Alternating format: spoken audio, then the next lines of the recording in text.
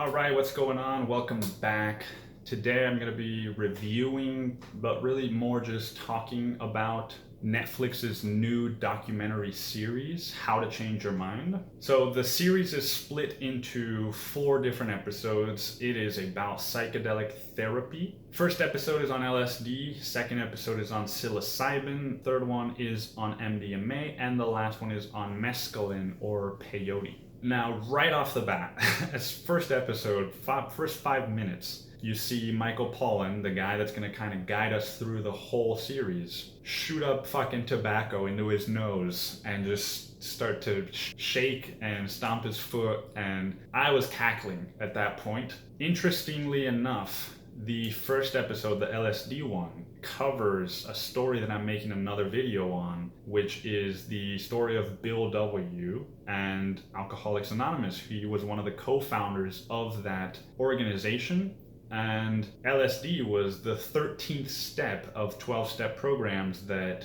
they removed, but that actually is the reason Bill W. got sober. And the last sort of element of the first episode is microdosing, right? They go into microdosing LSD, which I've never done, but this did sort of spark a curiosity in me, because I've microdosed psilocybin, but I've never microdosed any other substances, and psilocybin didn't really work for me. The thing I love about this episode and just the series in general is that it covers a wide range in the history of these medicines. Sort of like if you've seen that 6-part OJ documentary, where it's like, yes, it's about the trial, but it's also about fucking police brutality and all this LA riots and all this stuff that I didn't know all that much about. And so I felt like simultaneously I was learning about the history of psychedelics, how to use psychedelics in a healing context, and also just more about like what these substances do to our body or our brain or our past. The second episode is on psilocybin, and man, this is the one that got me to tear up.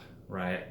Part of the reason that I went into watching this was because I knew and I kind of wanted to hear some of these testimonies, because I knew they would bring up some emotion in me. And there's an old woman in this episode that shares her story healing from psilocybin mushrooms. They also go into the story of Maria Sabina from Oaxaca. I didn't know anything about her, but it was a remarkable thing to learn about, just the way that her fucking life ended and the cause that she did it for is wow. Finally, this episode ends with another testimony, which is one of the things I loved about the series too, is that it has several people who share their experience before and after their medicine sessions. And that's like my favorite part about reading or hearing or watching any of these psychedelic therapy documentaries or series, is witnessing the change that can happen.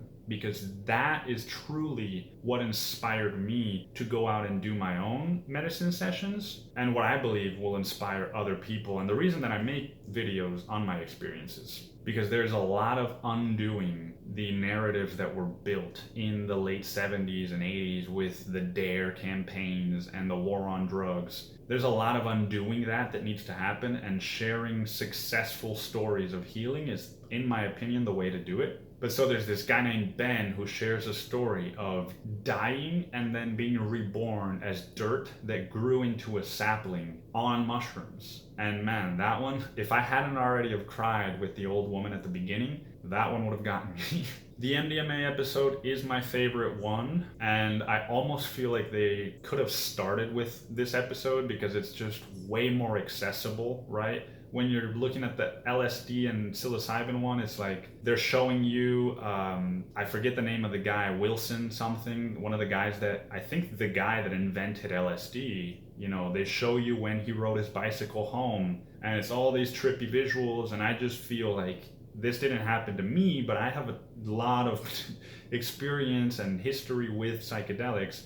I'm already open to it, but for somebody, you know, who it's their first time delving into this topic, or who have the baggage from the 80s or whatever, I don't feel like trippy visuals on the screen and etc. is going to really open or change their minds. whereas the MDMA episode is very much grounded in the therapeutic element of it. Not shocking, because of course that's the episode where the nonprofit MAPS and Rick Doblin are kind of the primary focus. And it's also, the reason that all of the other substances are getting on track to be legalized is because of MAPS's work, and because MDMA does have such a useful therapeutic purpose. So it just feels a little bit out of sequence. I know they did it because it was Michael Pollan's third in the series of medicines he's done, but it just felt like it would have made more sense and been a little bit more approachable. My only gripes with this docu-series are that they don't really cover the health risks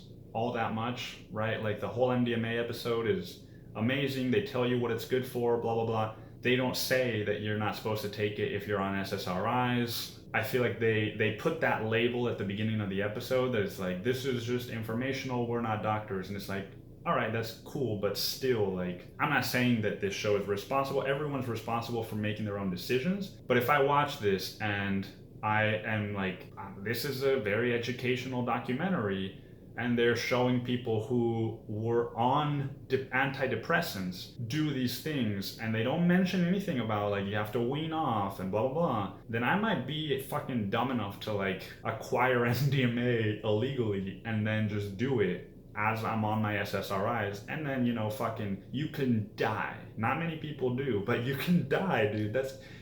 It was wild to me that wasn't mentioned. And there's also not a heavy focus on like what each one is good for and where to start, right? So maybe I went into this expecting more of like a guide to doing psychedelic therapy, where really it's more of like the focus is on the medicines or drugs themselves, the plants, and learning about them and their history and the new use that they're being given. But for somebody that knows a lot about these medicines and about psychedelic therapy, I don't feel like I learned anything new in that regard.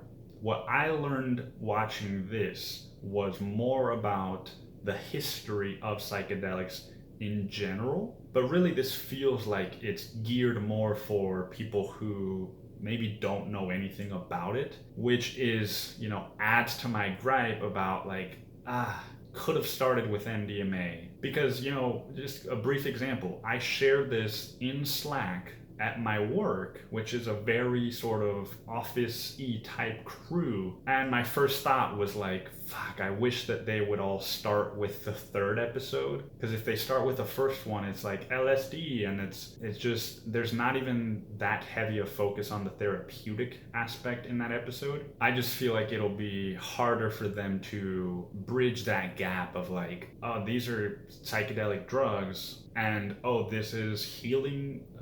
That it just, especially today where people just are watching so much and might not have the attention span. It's like that third episode, man, that's the one where like, if this was my first time learning about psychedelic therapy, I would have been sold. But anyway, overall, I think this is a great documentary for newcomers and experienced people both. Unless you're like expert level, then it might just be a little bit redundant. It's still fun and it's well made and there's nice visuals and it's stories that you probably haven't heard because they're specific to the people in the documentary, but it probably won't be anything new. That being said, I am very happy and very hopeful that this is a Netflix documentary, right? Just, I am not the kind of person that is like, oh fuck, this is entering mainstream and blah blah blah. I do think that documentaries like this one